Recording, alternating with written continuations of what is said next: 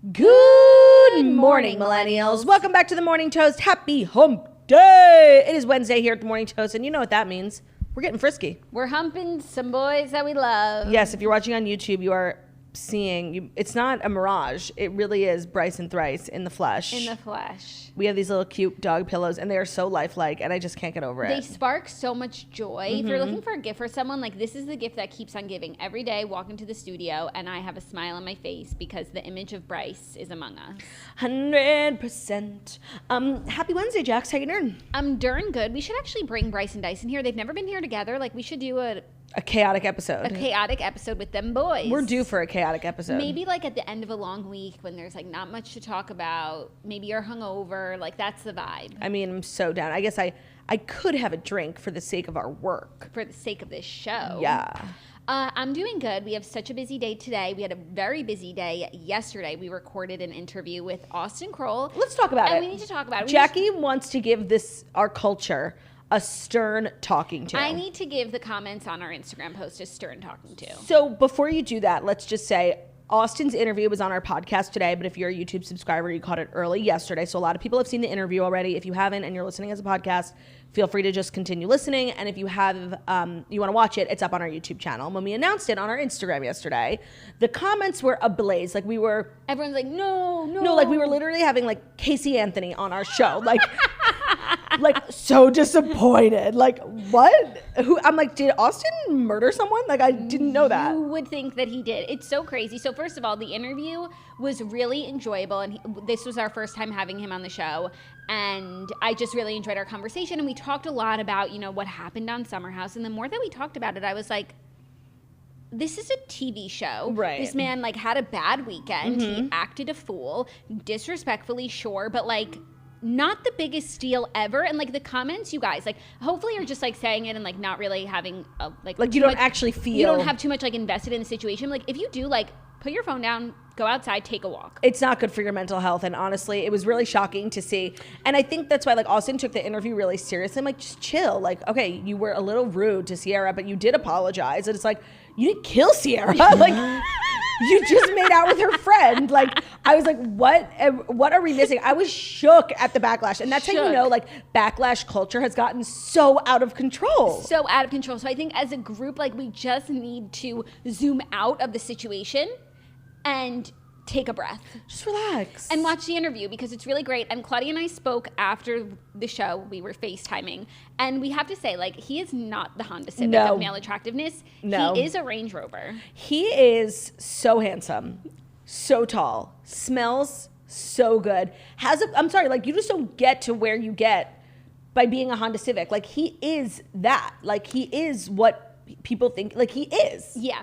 He is. He has that presence about him. He has that star quality, je ne sais quoi. Yeah. So it was nice to, suss it out for ourselves and evaluate. And we decided that he is a Range Rover. He's a Range Rover for sure. So everyone just calm down, watch the interview. It's good. We also got good Southern Charm tea. We were talking about, the Patricia of it all. So there's a lot of good stuff in there. Again, if you're listening as a podcast, just keep listening. And if you want to watch it as a video, head over to our YouTube channel.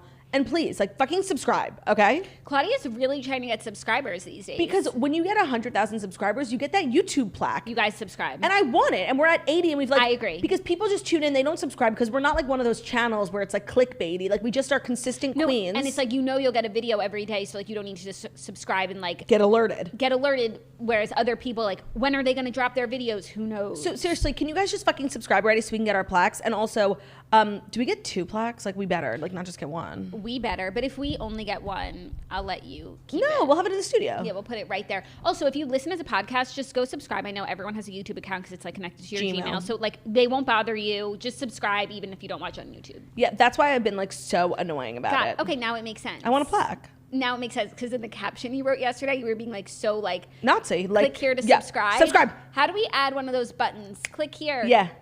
To subscribe. Ding ding. And now it makes sense. So thank you for enlightening. You think I'm gonna get backlash for that Nazi thing I just said? You never know. Austin got. I would say no, but after the comments, it's true. But I'm Jewish, so I feel like I can really say whatever I want. in that department. In some regards. Yes. So we've got a great show for you guys today. It's Wednesday, which of course means Dear Toasters. So I also just wanted to say something. We were going through the emails this morning. of like Dear Toaster submissions, and you would be surprised how many people write in and then write a follow-up like, please don't read this, I changed my mind. Oh, wow. So I just want to let you guys know we do see your follow-up emails and we will not read something that you have redacted. Some cold-footed queens. Yeah. It's typically more about like serious topics than like, you know, my bridesmaid is annoying me. So I get it, but I just wanted to put I feel like there's people like who tune in every Wednesdays being like, please don't read mine, please don't read mine. And if you write us redacting, we will redact. Okay, very interesting. I had no idea. Yeah. Okay. Also, we need to recap Real Housewives of New Jersey. The third and final part of the reunion was last night. The most heated part. Lots to discuss. Really good. Really good. I very much enjoyed it, and I have many thoughts. So we will do all that with some mediocre stories, as we always do. I'm feeling good about the stories. There's a lot of different ways we can take them, which is all I'm looking for with stories. They are, you know, a loose framework for us just talking about ourselves. It's a good news kind of day. It is a good news, good, interesting news sort of day. Nothing pressing, nothing Kardashian, everyone. Like, calm down. You could take a breath. And I don't even want to go down this road What? of just like everyone talking about how we talk about them too much. Like, I'm sorry, if Courtney gets married, we have to talk about it. If Kim's on the cover of SI, we have to talk about it. 100%. 100%. 100%. And I guess we could get into everything because we have tons to do. I guess. I don't know. You seem RDH. No, I'm just like, what else do I want to talk about before I am forced to talk about other people, you know? Yeah. I had such a crazy dream last night that like really shook the foundation of my life, you know? I'm not going to share it. I had a crazy dream last night too, but you know it's bottom of the barrel conversation topics when we're talking about our dreams. No, and sometimes dreams are like extremely telling of like something you're going through. So we really shouldn't be sharing our dreams because someone could read into our subconscious and be like, now are I you know okay? what she's all about. Right. 100%. That's what I said because I was reading a book or two on like therapy, like Good Morning Monster, and the therapist like wants to know what the patient's dreams are so she can understand what they're actually thinking and feeling. And it's like, oh shit, I'm never telling you guys my dreams again, even though I never did before because I think it's boring as fuck. Do you have any recurring dreams like for over the years? No, not recurring dreams, but like recurring things that happen. Themes. Yeah, me too. Like I'm in a car and the brakes don't work. Oh, I'm trying to run and my legs are slow. Oh, okay. We're giving away too much of ourselves. I have like I'm trying to like fight someone and like I physically can't land a punch. I have that too. Also, it's like this. Also, of course, like screaming and nothing comes out. Oh, I don't really have that one so much. And then also, I've told Ben about this, like for years, like ever since I was a kid, I've had like a dream every couple of years about this, like, I don't even know what it is. It's like a hotel, it's like a theater, it's like this rose gold, it's like this beautiful place. And like, I'll see it in my dreams like once every 5 or 10 years, literally. That's so interesting. And like, all I want to do is get back there because it's like this gorgeous place. And for some reason, there's like a childhood associate. There's like an element of nostalgia there. I can't put my finger in the dream, like where I am, but it's like a place I've known forever. I feel like, I sometimes think I'm like clairvoyant. And I think that like I'm entering heaven. Like I'm sleeping so deep, I might die. And that's clairvoyant. How? Because I'm being shown the afterlife. Oh. Yeah. And it's glorious? It's stunning. That's why I have to behave here on earth so I can get there. I think that's maybe like God's way of like keeping me on track, like showing me a little bit of what I could get if I continue to be a good person. Okay, so let's be good people today. I'll try. It'll be easy with these stories. No promises. Nothing crazy. Yeah, today will be easy. So without further ado, without further talk about our fascinating dreams, it is time for the Fast 5 stories that you need to know before you wake up and take a bite out of your morning toast. And today's episode is brought to you by Prose. After Jackie had her baby, of course, she started to notice a lot of her hair shedding, and she was concerned. Were you not? No, it starts at month 3, which I've officially entered, and there is more shedding. There's more in the drain. There's more in the bed. There's more at the edge of my ponytail. So after pregnancy, your body is still shifting and recalibrating, and one of the alarming side effects of that is excessive shedding. So that's hair that comes out in clumps even when you wash it or brush it, but thankfully Jackie found Prose to help stop the shedding cycle and grow her hair back. Prose specializes in custom hair care, and now they also make custom hair supplements that are personally tailored to address your specific cause of shedding.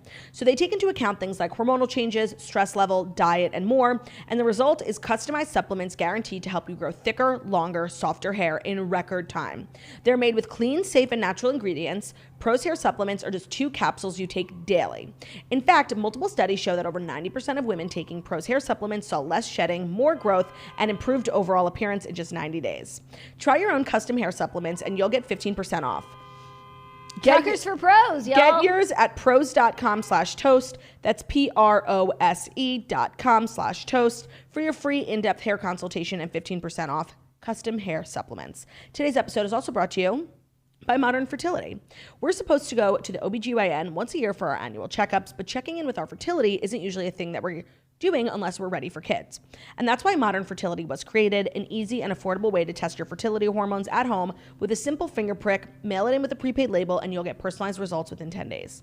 You'll get insight into your hormone levels, your ovarian reserve, aka how many eggs you have compared to other women your age, and other important fertility factors. The results go deep into what every hormone means, and you can also talk one-on-one with a fertility nurse to review your results and options for next steps. Traditional testing with your doctor can cost over $1,000, but Modern Fertility gets you the same information at $159, which is a fraction of the cost. And if you go to modernfertility.com/toast, you can get $20 off your test. So that's $139 instead of $159, or instead of over $1,000 at the doctor's office. That's modernfertility.com/toast. Modern Fertility is offering our listeners $20 off the test at modernfertility.com/toast. $20 off your fertility test, modernfertility.com/toast. What a good bundle of ads. I know. First, that's what we call vertical integration. vertical integration. Use Modern Fertility. Get pregnant. Lose Need your hair. pros. Get pros. Totally. We're covering all stages of life here at the Morning Toast. We really are. Are you ready for our first story? I am. Some good charity news. Finally. Evan Spiegel and Miranda Kerr pay off student loans for Otis College's graduating class. Evan Spiegel, the co-founder of Snapchat, and his wife Miranda Kerr, the model and entrepreneur, are paying off the student loans for Otis College of Art and Design's 2022 graduating class. They said, "We know that for most of you and your families, the shared burden of student debt is a heavy price that you pay for an exceptional Otis education." I'm sorry, that's what the president of the school said. "We understand that this debt can compromise your future and limit your creative ambitions. We do not want to see this happen." He goes on to announce that the school was given the largest gift in the history of Otis College through the Spiegel Family Fund. "Their gift will enable you to repay your student loans," he said, which was met with cheers and a standing ovation. Oh my God, the kids were quaking. If you haven't seen the video, it's the cutest thing. The kids at the graduation ceremony had no idea that this was coming, so it was sprung on them, and they were screaming. They were all looking around is this real? That's so awesome. So Evan and Miranda, they weren't the keynote speakers or anything? I don't know. They were there. I don't know what their position was, but they were there for whatever reason. Maybe Evan spoke. He attended a high school program at Otis College when he was 15 years old. Oh, how cute. And he said that the program was tough and it made him a better designer. Oh my God. I love this story for a million reasons. One of my favorite celebrity fairy tale endings is that of Miranda Kerr. So random, but I love it. She had such a sickening career as a model, and then one day just had a fairy tale happy ending, businessman Beau. What's better than that? Businessman Beau, and he is one of the more handsome billionaires. Extremely handsome, beyond, and got successful really young, so has always been really rich and young and handsome. Yeah. So I love that journey for her, and I love this concept. Of course, so many celebrities do charity, but I think there's a special, paying off student loans is a special type of charity, because it's you're literally cleaning someone's slate for their future. That's it's just it's such a nice financial gift, but also the emotional baggage that comes with student loans. You're just wiping that slate clean for people, and it's so nice. Yeah, and plenty of celebrities, billionaires do donate to charity, but it's hard when you donate to an organization, say, it's hard to see the immediate impact on individual people. Mm-hmm. And it's awesome to just see these kids, they're immediately affected, and their current status of their lives are changing. How much do you think it was? I thought you said it was. Oh no, I don't know. No, they just said it was the largest sum. They're so classy. They didn't say how much, but let's guess. Can you Google how many students graduated? Okay. From Otis, and then they said 90% of the students carry student loans. Wow. Otis graduating class size. It's a small school, I believe. So. Otis, it has a total undergraduate enrollment of 1,030. So divide that by 4. Oh. So it's still nice. 250 and then 90% of 250. Which is what, let me go to 230 my calculator app. 225. So then what do you think the average student loan payment is? $10,000, maybe more? Well, let's go to tuition. Well, and it compounds over the years. That's why people end up with so much more debt, because it literally sets you up for financial failure. It's $50,000 to go to Otis. Yeah, but if you're on financial aid or you have a loan, like, it might not be for the whole tuition. All right, let's just say, for argument's sake, 50,000 times what? Oh, yeah, no, it's definitely not for the whole tuition. Right. Times 235. How much did I say? 225. No, but if 50,000, that's 1 year. Oh my God, right. this calculator is like thirsty. Oh, this is adding up. This is adding up. It's 200,000 times 225. 225. 45 million. But that's at assuming everybody had 100% full loans. tuition. Yeah. Right. Wow. Wow. I don't think they donated that much. No. Let's Well, say, when we were first doing the math, I was like, so they donated $20,000? let's call it 20 mil. That is so generous. And it's like, obviously, I said this already, but like, it's so generous money-wise, but also like what they're doing for this generation. It's just like, it's amazing. I love these two. Like, they're one of my favorite low-key celebrity couples. And now, like, and in the video, like, when the kids start screaming, they cut to Miranda and Evan. They just like look at each other and smile. It is the cutest thing. And this is just a good news story all around. I stand. Some good news to kick off the day. I Finally. think that's what we all needed, you know? 100%. Now, are you ready for our next story, which is some funny news? Sure. Cardi B is showing how she changes diapers with her claw-like nails. Such a good question. I, of course, have wondered. Okay, so she made a video of her changing a diaper on a teddy bear. She said, okay, girls, so I just made a whole video. Trust me, you will get the hang of it. However, I do feel like boys are harder to clean. They got more crevices. 100%. They definitely have more crevices, but it's really crazy that she's changing diapers with these nails because even my nails, like this all started like in the last few weeks, like the hair loss and the nails. The nails, they were so strong, and so I didn't want to cut them because they were so long. I've never had such long nails in my life, but I'm also trying to change diapers, and there's like, you know, Desitin under my nails. I recently did get a diaper spatula, which like seems like one of those nonsense tools. So it's a spatula, you put the cream on and then you put the cream on the tushy? Yeah, so your fingers like don't need to nice. interact, and it is very useful. It's not like some useless thing. Well, I think people probably assume that Cardi B didn't even change diapers because she's like so rich, she had someone doing it for her. So I love that she's just like still one of us. Yeah. And there are these girls on TikTok who have like crazy long nails, and they make videos like, here's how I put in chapstick. Here's how I open a can. And so there is like these fakakta ways of doing things when you have really long nails. I just don't know why you would make your life harder. Life is so hard. Life is so hard, and having short trim nails, just how do you type on your phone? How do you pick your nose? Even when my nails are really long, actually, I feel like it depends on the nail length. No, if you have like a nice little like centimeter tip, it's really good for scooping out boogers for sure. But I'm talking about like acrylics. Like, seriously, how do you scoop out your boogers? You could really hurt yourself. Of course, you could cause a nosebleed. Yeah. A sinus infection.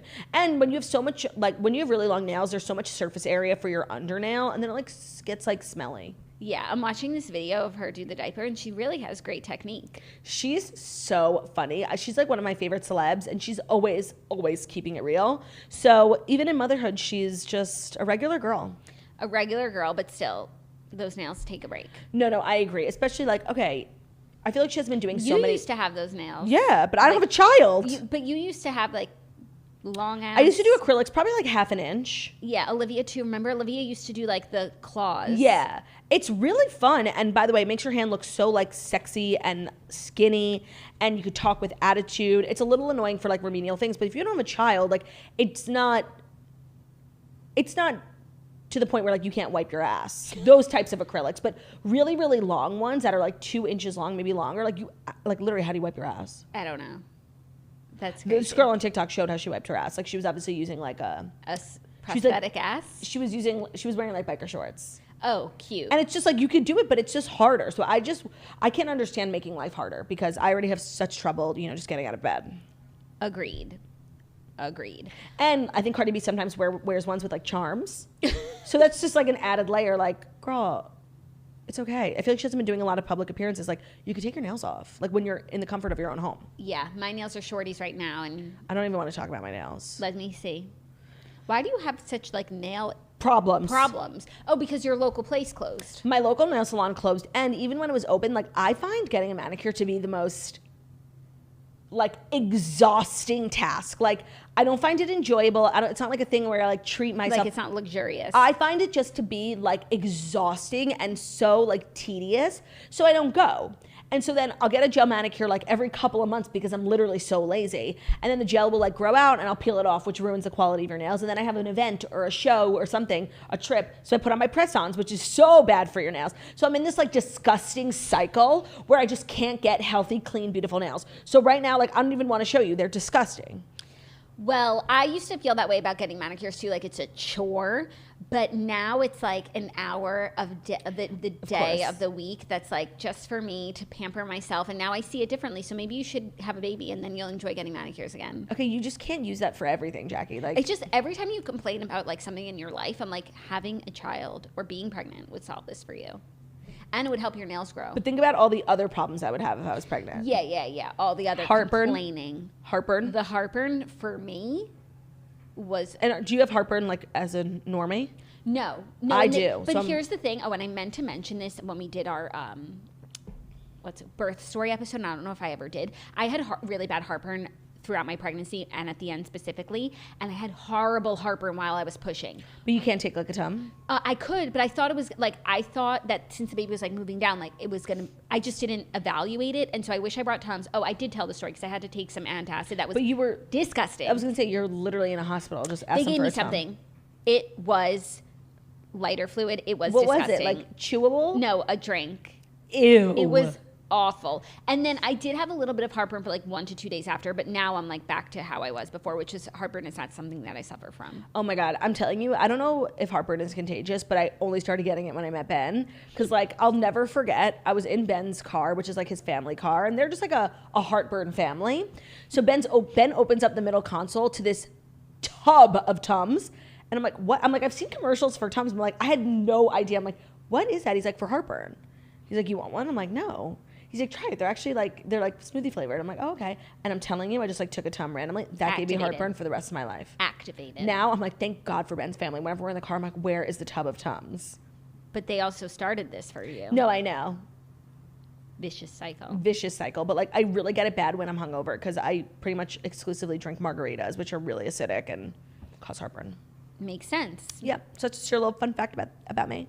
Are you ready for our next story? Sure. Story. Carmen Electra is joining OnlyFans. Carmen Electra has launched her OnlyFans account. The former Baywatch babe will provide members with exclusive access to fun, edgy, and playful content. The 90s sex symbol was inspired to reconnect with her fan base after she turned 50 in April and is looking forward to this new celebratory chapter of her life. Ahead of the release, she released a steamy photo of herself lying in bed and teased, "Wednesday, I have a huge announcement, only for my fans. Are you a fan? Because it's OnlyFans." What's wrong? Oh, I'm just looking for a fuck to give. Like, I literally don't fucking care. Like, it's crazy. I was like, when you were saying the story, I'm like, let's think of something funny to say. And I'm like, no, you know what? I literally don't care. Sorry. Oh my God, savage. Plus, I ran the stories by you this morning. No, I know. And like, I guess it is interesting. Like, because this is like the new age of sex symbolism. And she was like that bitch. And now she's continuing. And I get it. It's like the old and the new. Don't care. Okay. Yeah, no, like, I agree. I do agree. I probably like, I can't even think of something funny to say. Like, I probably wouldn't have been as harsh. But sure, yeah, I don't give a fuck. Yeah, I literally don't give a flying fuck. Do you think she'll have space. success? Like, do you think all of the old like people who used to have her poster on her wall are like gonna be? I don't know, because like those people are now like, you know, husbands. Like, I don't know. I have no idea if this is gonna be a success. I'm not gonna be a flop, but like I don't think she's gonna be breaking records, because like it's just a really weird platform. Like the people who make so much money are people you've never heard of. Bad Baby, Bahad Bahabi, right? Yeah. But like the top creators on there, like you've literally never heard their names before. Yeah. Okay. So like we love women in business. We do. But like I don't care. Okay. I think that's really fair. Yeah. I think it's a fair assessment of this story. Yeah. And we can move on to the next one, which I really care about. Okay. Which is that the Yellowstone prequel, 1932, has cast Helen Mirren and Harrison Ford. So we spoke about a while ago how 1883 was not getting renewed for a second season. That's because it was like a one-time show, and now the next show is 1932. So we're still following the Dutton family throughout history, but now we're going straight to 1932, and Harrison Ford and Helen Mirren will star as the new generation of Duttons. Thoughts? I don't really have any since I don't watch the show. You don't watch Yellowstone? No, I know. And it's going to be one of those things in like 5 years. I'm not listening. And you're not and you're not allowed to recap on this show. I will watch it and be like, Jackie, you were so right. Like how Claudia, I did with Downton Abbey. Claudia. How I did with the Kindle. I know. Claudia. I know it's in my future. I'm just not there yet. Okay, but I'm just letting you know, like, because you won't listen to me right now, like, you're not allowed to, like, recap it in the TV recap. Like, you have to keep it to yourself. And no, we're going to watch this in like 5 years. Oh, 5 years for me. I hope you're doing well. Hope you're taking care of that rash. And I love you. 5 years for me, like, hope you're doing great. Hope you've lost some of this weight and that your hair comes back. Totally. No, the hair loss is, like, just starting. Like, I don't even know how bad it's going to get. But no, I know. Like, I kind of feel like a bald moment for you would be sickening. Well, if it does get really bad, I will also just cut it shorter to make it healthier. Yeah. That's my answer for everything. Just cut your hair. Totally. Feeling low? Cut your hair. No, don't, actually. Looking basic? Cut your hair. Looking basic, cut your hair for sure. Yeah. What are my thoughts on this? What was the year? 1932. You know, I feel like we spoke about this with Downton Abbey. Like, when we do, like, old-timey pieces, whenever we get to, like, the 1930s, I'm like, I can only think about the Holocaust, you know? Yeah. Oh, you measure, like, history in terms of the Holocaust. That's how I personally measure shit. So, like, in Downton Abbey, what are we up to, like, 1921? 1927 was the first movie. So we probably won't get there, but I'm always thinking, and, like, England was, like, you know, in Europe. So I'm always thinking about that. So, 1932 is, like, Great Depression in America. Right. And Dust Bowl for the Midwest. The fuck is Dust Bowl? Like, I read this book, The Four Winds, which was about it, but it's like in the Midwest, there was like all of these different like agricultural and environmental circumstances that made it so there was like a horrible drought and the whole like plains were incredibly dusty and they would get these horrible, like they wasn't growing crops. It was like famine, the land was barren and they were these horrible dust storms. And why doesn't that happen anymore? Because first of all, they were over farming the land and really like abusing it, and so it wasn't regenerating. Plus there was this combination of drought, and now there are better like farming practices so that we don't, you know. Got it. And I guess like where some of those like dusty plains were, like now there's like buildings on, right? Perhaps. I mean, I'm sure it could get dusty again, but Yeah. it was just, there was so much prosperous. It was like, and it was also at the time of Depression, so there was like No resources. less resources, etc. So do you think 1933 will cover the Dust Bowl? I think it should, because I do believe they're in Montana. So this would make Harrison Ford like Kevin Costner's what, like great grandfather? If Kevin Costner was like born in the 50s, this would be his father then, right? 20 no, maybe grandfather. Yeah. His grandfather probably. Hot family. Yeah, I love Harrison Ford. I love Harrison Ford too. Obviously not for the son, reasons. I named my son after him. Literally. Not for the reasons one might think, like never seen Indiana Jones, but I have seen Indiana Joni. But I'm interested in Harrison's late work, like Morning Glory. Yeah, agreed. No, when I was thinking about naming my son Harrison, like Harrison Ford being himself was definitely a motivating factor. A pro. A pro, for No, you sure. always compare, like, when you're thinking of babies, like, to the most famous person with that name, you know? Yeah, and when I would see his name, I'm like, okay, this sparks joy. Mm-hmm. Yeah. Totally. And Helen Mirren, always a queen. Queen, yeah. But, like, those are two really big names. No, for TV. Like, remember back in the day, like, you... And for, like, Paramount. Yeah, but it's, like, literally the most watched show on TV. It's the most watched show on TV. But yeah, that's I just true. remember the times where, like, being on TV was, like, embarrassing if you were, like, a movie star. And once you made it to the movies, you would never go back to the small screen. And now it's, like, there's more money in television. TV is just better than movies these days. And more people are watching TV than are watching movies. So if, like, you actually want to be famous, like, get in a TV show. Queen's Gambit. Yeah. I miss Queen's Gambit. I know. That was, like, we haven't had a show like that in so long. I know. You know what? I'm waiting up next on my content plate, but like I don't want to watch when I'm like feeling verklempt. Like I want to watch on like a rainy Sunday, you know? Mm-hmm. Conversations with Friends, which is like normal people, right? Yeah. Yeah, I'm gonna watch that because Joe Alwyn is in it. I didn't like Normal People the show. I didn't like Normal People the book. I didn't read the book. I like Normal People. I don't like Sally Rooney, the author. I won't be watching Conversations with Friends. Oh, wow. Okay. That's my thoughts. She's taking a stance. I'm taking a stance. You know me. Girl, live your life. And speaking of names that spark joy, are you ready for our fifth and final story, which is the most popular baby names of 2022 for boys and girls? I am. And it's brought to you by Pear Eyewear, which is just a crazy coincidence. Do you agree? Change up your look in a snap. Pear Eyewear's base frame and magnetic top frame combination makes it easy to switch up your style. They have base frames that start at just $60, including prescription lenses. There are hundreds of top frame designs to match whichever base frame you choose. And they also do a pair for a pair. So for every pair purchased, Pear provides glasses and vision care for children around the world. You are a unique mashup of all your favorite things, and there's a multitude of ways to express yourself. So celebrate all that you are and explore who you can be with customizable prescription glasses from Pear Eyewear. So if you wear glasses a lot, like, it can be kind of monotonous. Like, what if you're wearing gingham look? You know, what if you're wearing houndstooth? What if you're wearing plaid? Thank you. It's just not fair that you should be, you know, chained to this one pair of glasses. So true. So Pear is the affordable way to switch up your eye look and, like, just constantly be evolving. And glasses are in right now. Like, sexy school teacher, yes. So Pear Eyewear is great. You get the base frame, and then you get these different little toppers to just change up every time you're wearing your gingham getup. So, and they also do a pair for a pair, which I already mentioned. So they're providing glasses and vision care for children around the world. Get glasses that are unique. Get glasses that are as unique as you are. They have one pair, but infinite styles, starting at just $60. Go to paireyewear.com/toast for 15% off your first purchase. That's 15% off at paireyewear.com/toast for 15% off. Great, thank you. Now, our fifth and final story, Social Security Administration annually tracks the names given to boys and girls in each state. Oh my God, I was like, what? We're talking about Social Security? Since the year 1880, and now the data for the top baby names for boys and girls has emerged. And the proof is that we are influential queens. The headline here is that the name Theodore has entered the top 10 names for boys for the first time. I wonder why. I'm shocked. I wonder why. Okay, are you ready for the names? Yeah. I find this shit so interesting, even before I was trying to name a baby. I agree. For boys. Because it's like, you know, it's kind of like how Barbara...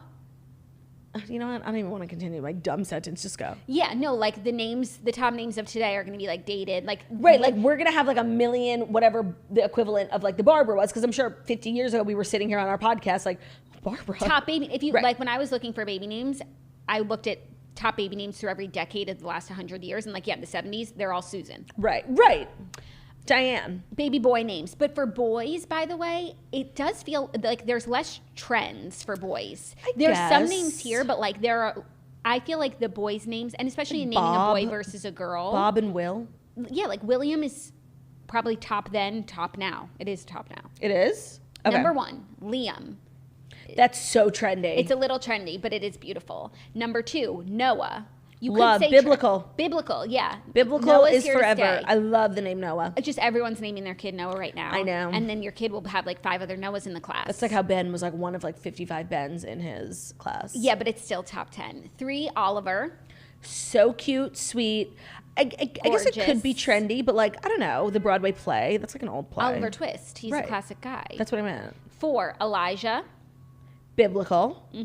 5, James. I like James. Yeah, it's not going anywhere. 6, William. Not going anywhere. Gorgeous. 7, Benjamin. Not going anywhere.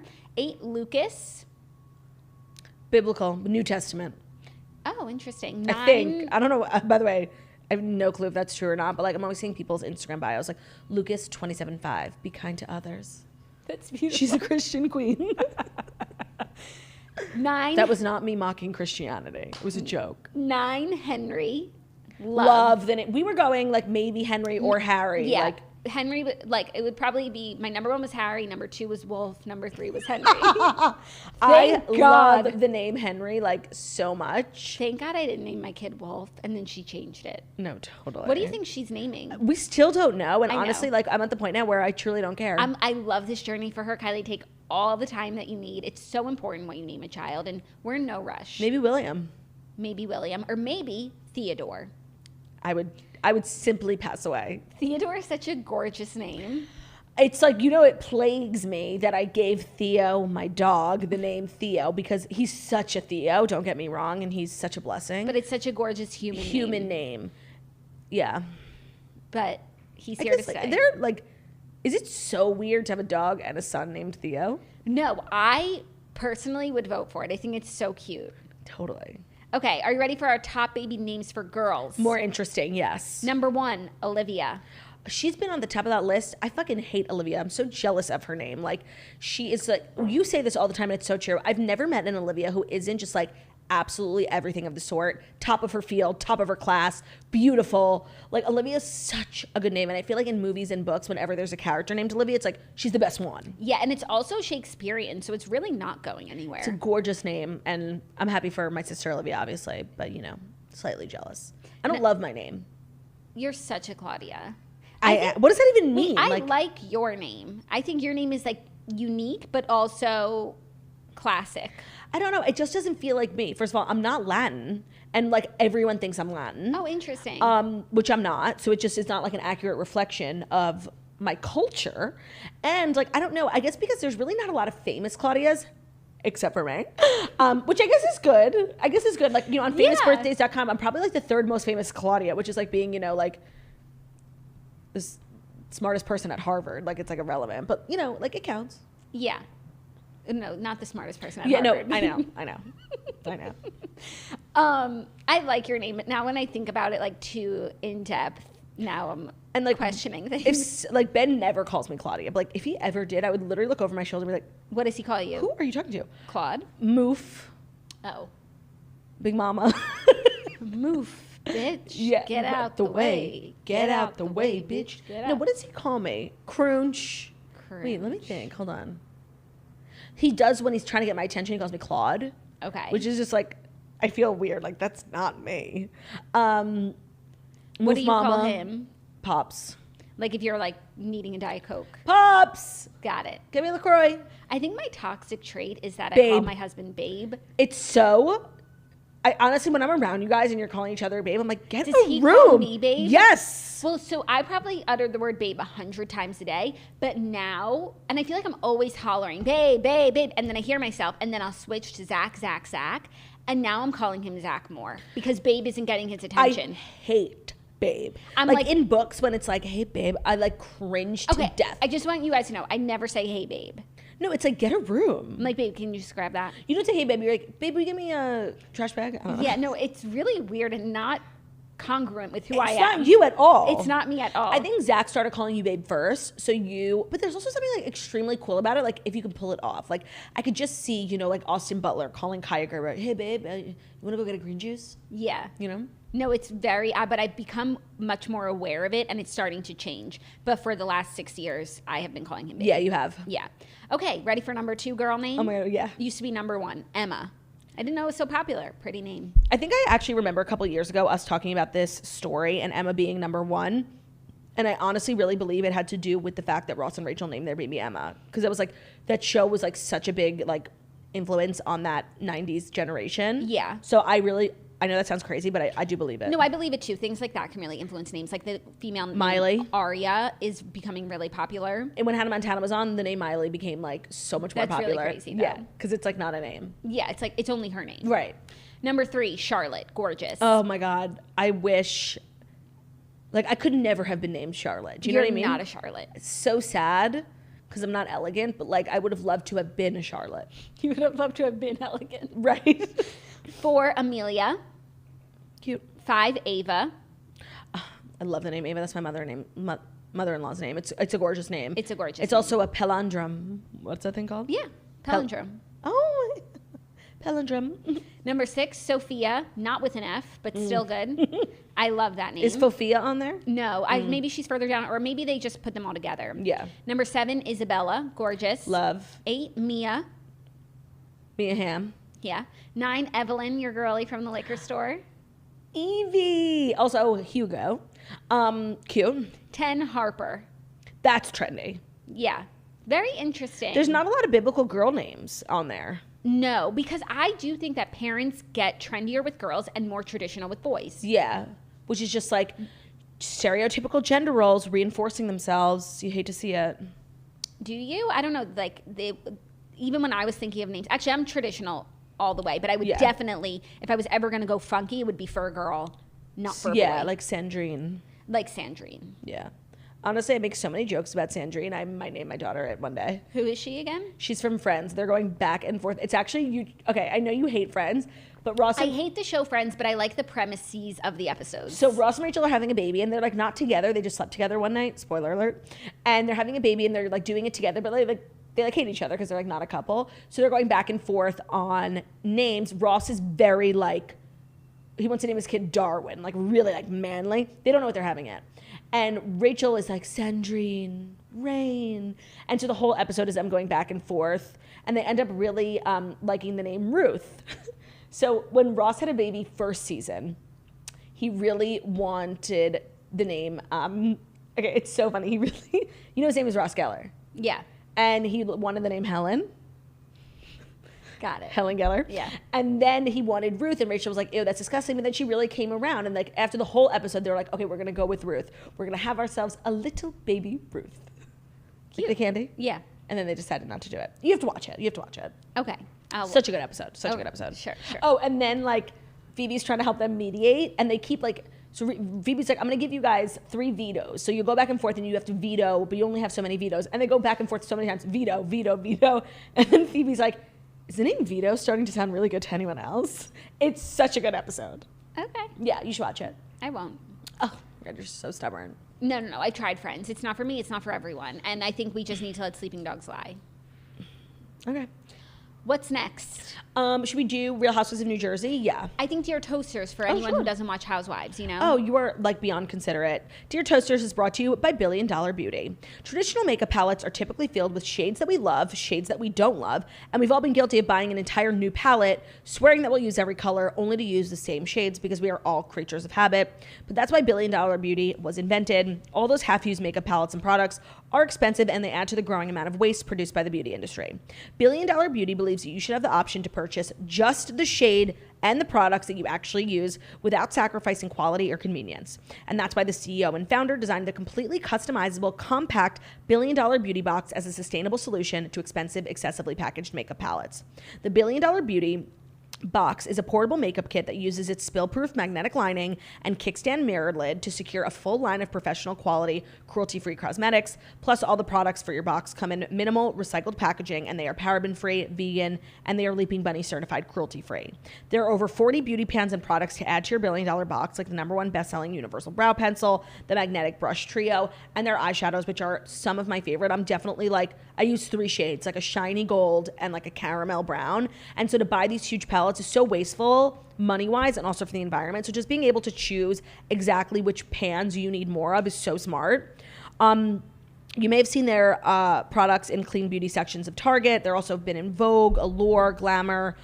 So join the refill revolution and build your own Billion Dollar box at billiondollarbeauty.com and receive 20% off your entire purchase when you enter the code TOAST at checkout. That's billiondollarbeauty.com, billiondollarbeauty.com, 20% off when you use code TOAST. All right, Dear Toasters, our weekly advice segment every Wednesday where you write in and we do our absolute best to help you. If you ever want to write in, it's deartoasters@gmail.com, and it is always done anonymously. So let's go. Hey, girls. Hi. My husband's best friend is dating this girl. They've been together for about 4 years, and she's absolutely miserable to be around. She complains, whines, bitches, argues, curses with her boyfriend about everything and anything. She does it in front of everyone, and they are constantly fighting. They'll get in huge fights in front of all of us, and then she'll pout and make awful little comments to him for the rest of the night. This happens about 97% of the time that we are around them. Honestly, we haven't said anything to the boyfriend because we kind of assumed that he would end it on his own terms because he would get tired of it. However, he just bought a ring and is about to propose, and we think that he's making the worst decision of his life. We have a pretty big friend group, and we've opened up to mostly everyone about how we feel, and they each 100% agree with us. They can't stand her. What do we do? Let him make potentially the worst mistake of his life by marrying her, or say something to him and hopefully save him a lot of years of heartbreak? P.S. He's literally the best guy ever, and we just think he deserves 100% better. Thanks. Well, it's not like you're telling him something that he doesn't know or like can't see with his own 2 eyes. It's just your personal opinion. And I don't think it's going to change anything. Except, honestly, hurt your friendship with him. Yeah. Like, I know what you see is bad, but you really never know like what a real relationship is like behind closed doors. No, but it's like what you see, he sees that she's miserable around you guys. I'm sure if she's even more miserable to be around one-on-one, and he's still making this decision. Like, maybe you could have your husband talk to him and be like, You sure? Yeah, you sure? Like, you want to talk it out? How does she make you feel? But it's not like you're telling him that you know that she does all these terrible things, cheats on you, like, blah, blah, blah. Right. That he doesn't know. So... And some guys like bitchy women. Like, maybe that's just his type. Yeah, and people have to live their own lives and make their own decisions. Maybe she reminds him of his mother. Like, and also, it's like, maybe if, you know, if you're someone's sibling or a parent, yes, and you said, listen, I do not like this person that you've chosen. I would like to let you know that before you make this big life decision. It's your decision to make, but I just think you should know that, you know, the family doesn't like her. It's different if a friend comes to you and says, I don't like your girlfriend. I say, fuck off. Fuck off. Goodbye. Like, I agree. Like, you know? Unfortunately, I do think, like, your reign ends here. Like, you don't really have any leg to stand on. It's not this, like, obligation. I know you feel obligated, but it's just your opinion. Yeah, and it's not like he doesn't seem happy. And it's not like he doesn't know, like, the things you don't like about her. It's not shit she does behind his back. She's doing it in the middle of the room. Right. You could maybe say, if this is true, like, the friend, your husband, could say to him, like, bro, you don't seem happy. Are you sure that, you know, just trying to understand how he feels more. Mm-hmm. But, you know, he's not going to call off his engagement because you guys don't like her, nor really should he. I agree, sadly. And I'm sorry that you're now going to have to, like, hang out with this girl. Yeah. Because and I realize how beyond hypocritical it is of me to say this, because I don't think anybody on the planet complains more than me.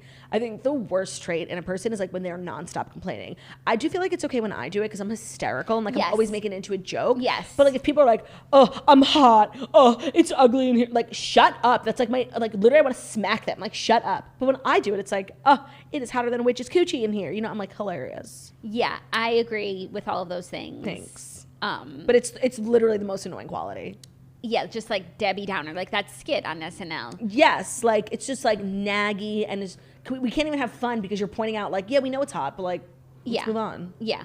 Best of luck. I do suggest keeping your mouth shut. And also, like, life changes, and even though you probably see them all the time now, like, in 5 years, and when, like, they get married and you guys have kids, like, things change and you probably will see less of her. So this is just a phase, a stage of your life.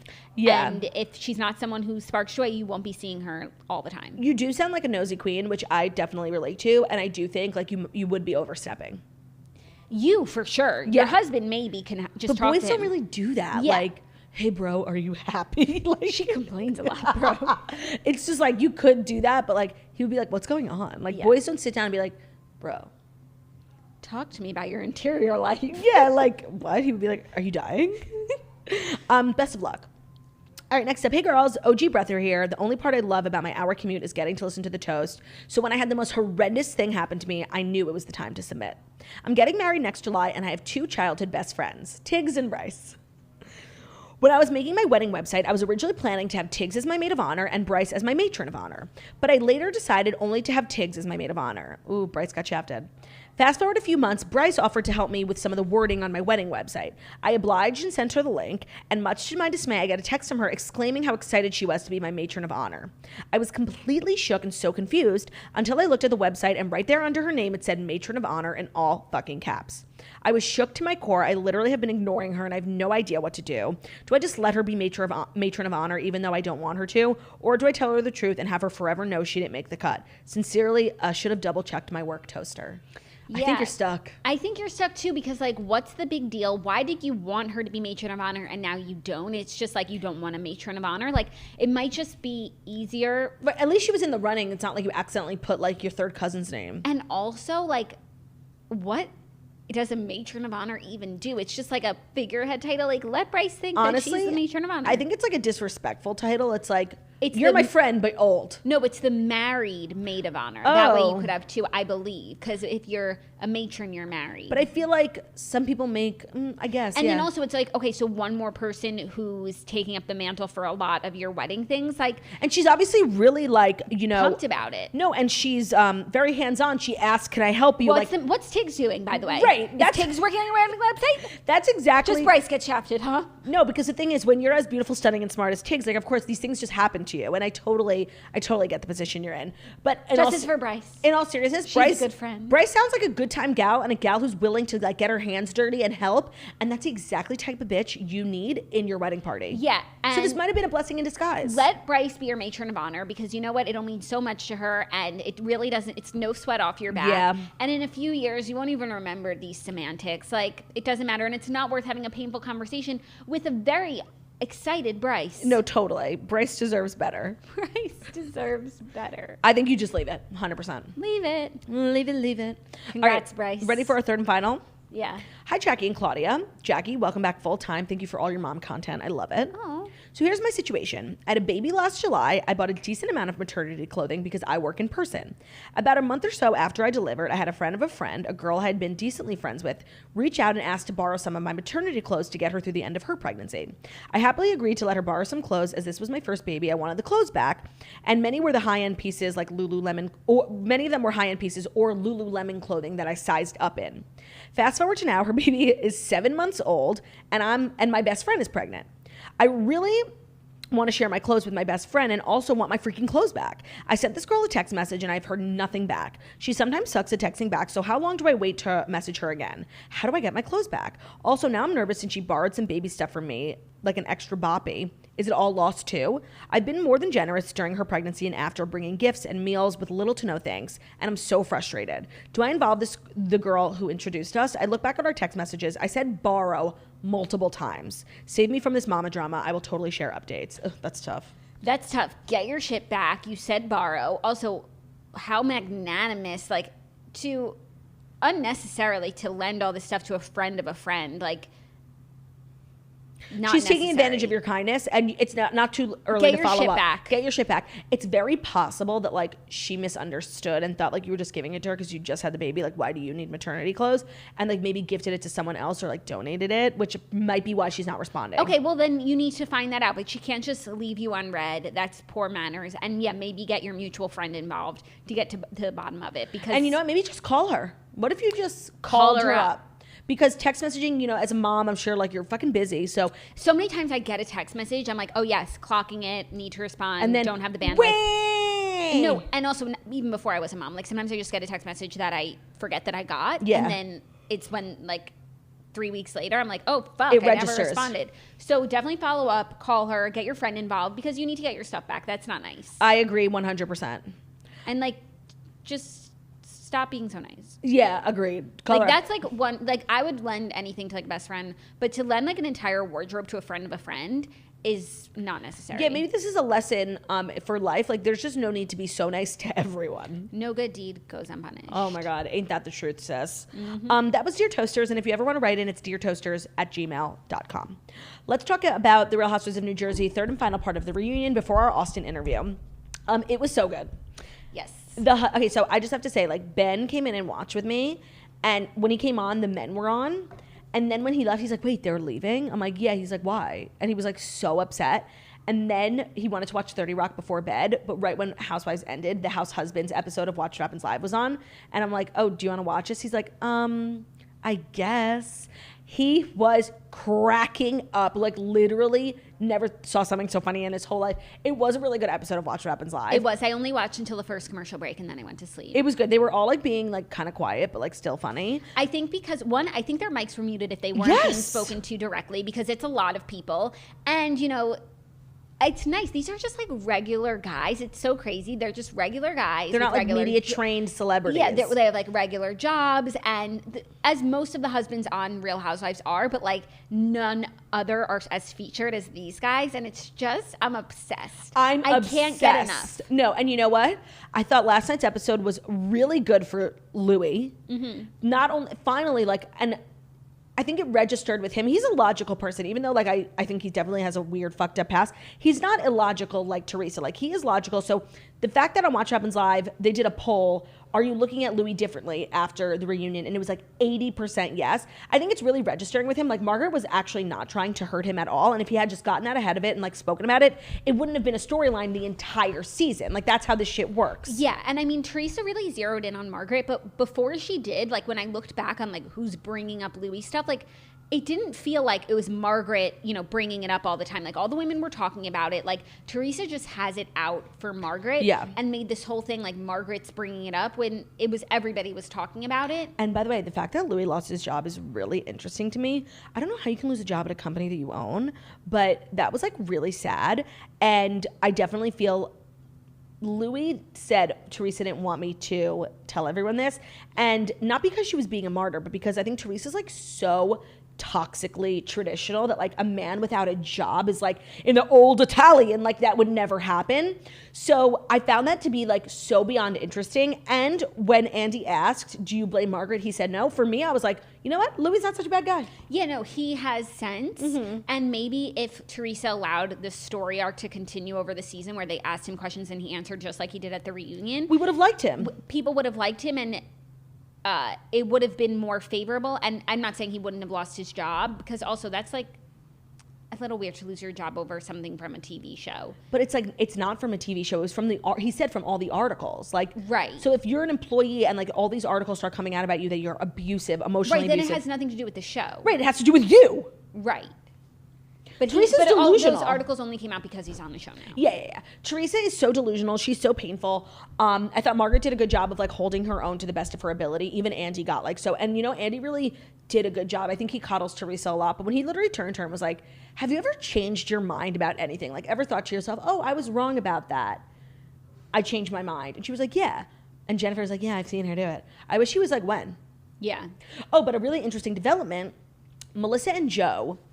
You know, Melissa has a podcast, and they did an episode, literally dropped yesterday or the day before.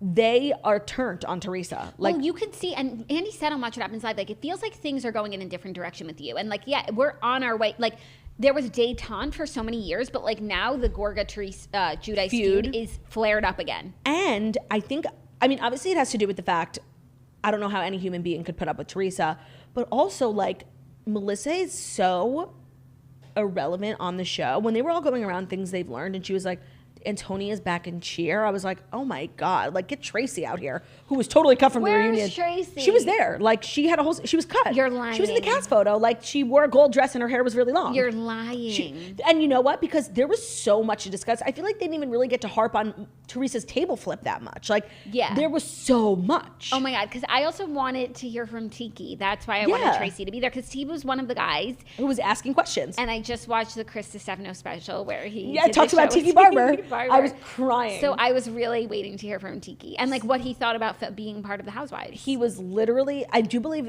I don't know if he was there, but she was fully photographed on a couch. They brought in a chair for her friend of, gone. Oh my God. I mean, it's safe to say she won't be on next season, even though I liked her. I didn't mind her. I didn't. But I do feel like the 6 current cast members, like there's so much more ground to cover. Yeah. And I know I've said, like, I'm so upset Jackie got demoted because man, have I turned around on her. But somebody did offer a unique insight to me that it's possible that part of the reason she was demoted is Bravo looking out for her health, which I can totally understand, even though I just don't see Bravo like ever sacrifice, like production companies don't sacrifice entertainment for people's mental health. That's like not a thing. No. And also she said on the show, on the reunion last night, like the show saved her life. So like, it could be looked at differently. Jackie was MVP of like the whole reunion, and when she drank the whole champagne and everyone was like, wow, she's like, I'm eating now, so I need to drink. She's like, look, she's doing such a good job of like handling this, and it's still so interesting. You know me, I fucking hate personal storylines. Like I just have no time for them. I couldn't get enough of Jackie's journey. I'm like so upset we're not going to be seeing her. It's not confirmed that she's demoted. Yes, it is. Where was it confirmed? Everywhere. Oh, fuck. It's confirmed. I mean, it's possible she gives a banger season and they actually just continued to like keep her in. But for now, they're treating her as a friend of while they just started filming again. That's so unnecessary. Like, keep the 6 women, bring in a different friend of. Like, it's working. It's working. Even Tracy, like, it was working. Yeah, and we never say that. We're always like, there needs to be a big overhaul. Yeah, no, it's perfection. And that's the thing. Even with Teresa, like, I want to fucking shake her. Name a bitch who's been on the show longer and is still literally the most talked about person. Like, she is the show, and, like, I get why she is the way that she is. And I can't even talk about, like, the feelings I feel when I watch her. And that's good television, even though I literally hate her. Yeah, no, it's good because she's really, you know, someone that can be a villain for a lot of people, except for like the 1% of voters who like thought that Teresa had a good reunion. Yeah. But so not only is she like the villain of the group, but she has close relationships with Dolores and Jennifer and Melissa. And Melissa is her sister. So it's not like this person who's constantly on the fray. No, it's so true. She has to be involved. Also, so on Melissa and Joe's podcast, what I thought was weird is like Melissa and Joe have so many legitimate gripes with Teresa. I mean, they could literally write a novel.